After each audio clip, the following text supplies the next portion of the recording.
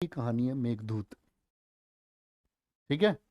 राजा कुबेर के यहाँ क्या बोलते हैं, तो वो बड़े पुजारी थे भगवान शिव के। भगवान शिव के जब पुजारी थे तो क्या बोलते, इनके यहाँ जो ड्यूटी करने वाला था यक्ष, उसकी शादी हुई नहीं नहीं। तो कुबेर के लिए, कुबेर पूजा करते थे भगवान शिव की, वो लेकर के आता था 100 कमल। क्या लेके आता था? 100 कमल लेके आता था कि भगवान शिव के 100 मंत्र बोलते और एक कमल चढ़ाते। कमल चढ़ाते चढ़ाते चढ़ाते चढ़ाते एक दिन 99 कमल रह गए। एक कमल, अब भैया तपस्या तो पूरी नहीं हो पाई। तो उन्होंने पूछा यक्ष से कि भाई ये 100वां कमल कहाँ गया? बोल रहा है ऐसे, हुजूर मुझे माफ कर दो। एक कमल मैंने अपनी पत्नी के बालों में, जब मैंने उसको देखा कि वो नहा करके आई है, वो बड़ी सुंदर लग रही थी, एक कमल मैंने उसके बालों में लगा दिया, मुझे माफ कर दो।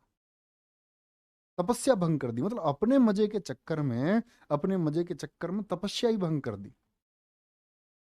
पत्नी के ख्यालों में है, भानु की तरह। ऐसे समझो आप। भैया राजा कुबेर को बड़ा गुस्सा आया और उन्होंने कहाँ भेज दिया कालिदास को? कालिदास को नहीं, यक्ष को भेजा।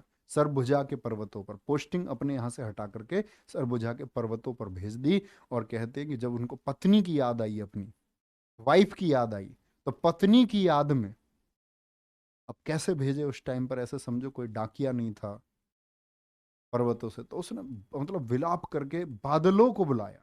मेघ, मेघ मतलब बादल। तो बादलों से कहा कि मुझे मेरी पत्नी की जो याद आ रही है ना, ये मेरे मैसेज मेरी पत्नी तक भेजे जाएं। मेघ ने कहा होगा व्हाट्सएप कर दो, व्हाट्सएप था नहीं उस टाइम पे, तो बोला भेजने पड़ेंगे। विवश हो गए तो मेघ ये संदेश लेकर के गई। समझ रहे हो?